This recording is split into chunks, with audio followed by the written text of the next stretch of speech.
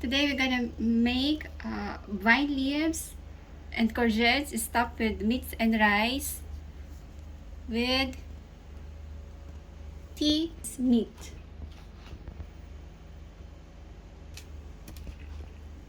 Put the rice inside the kusa, a half of it.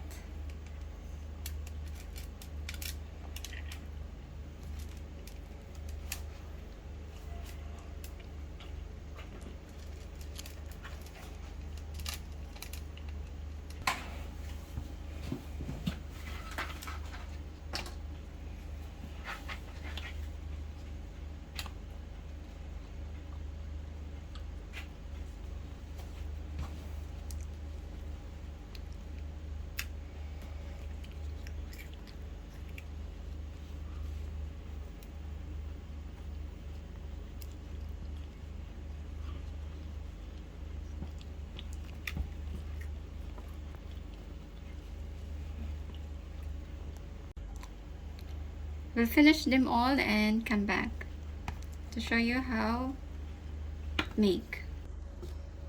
Now let's put the vine leaves inside the pot to arrange them.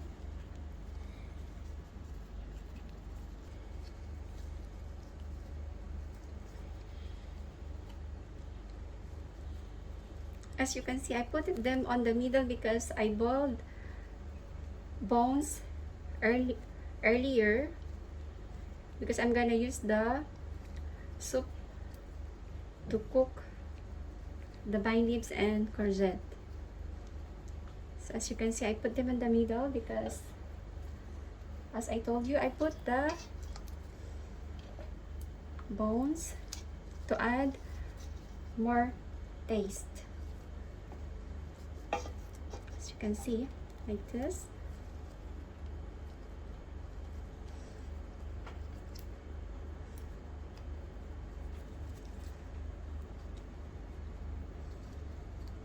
You need to put them on the middle because we need to add more the courgette.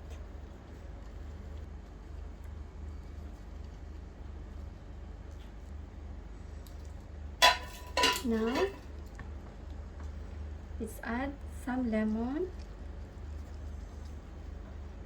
again. Now put our courgette.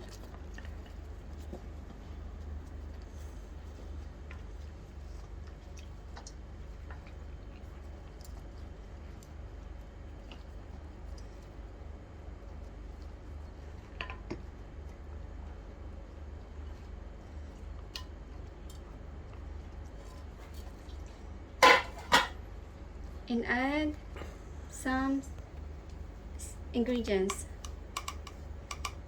A teaspoon of salt,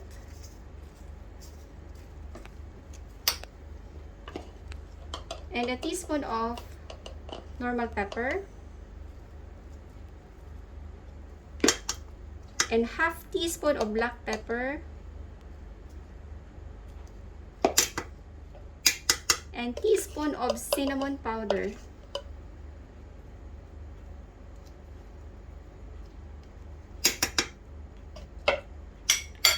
And 3/4 of coffee cup olive oil.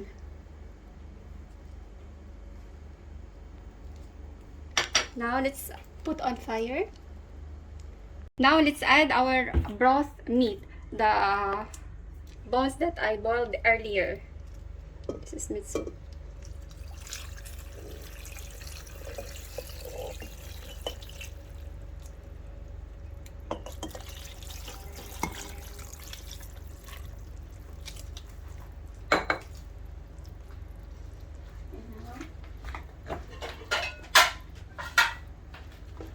Cover with a plate like this. Turn on the fire. Turn on the fire. And medium fire. Now let's put some load here. Have a load.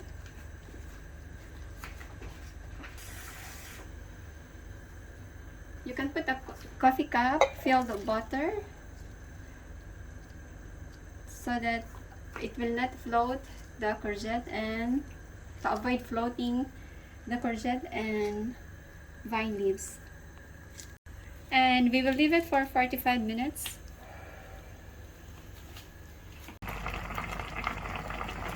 And after 45 minutes, let's turn off the fire because our courgette and vine leaves are done. Remove the coffee pot.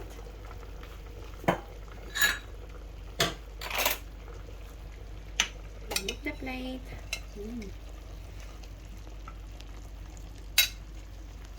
And as you can see, the water become less.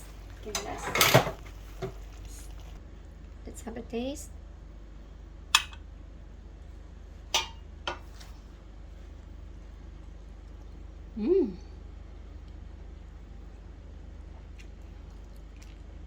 So yummy. Don't forget to subscribe, like, and share Sorcha's Kitchen. Bye.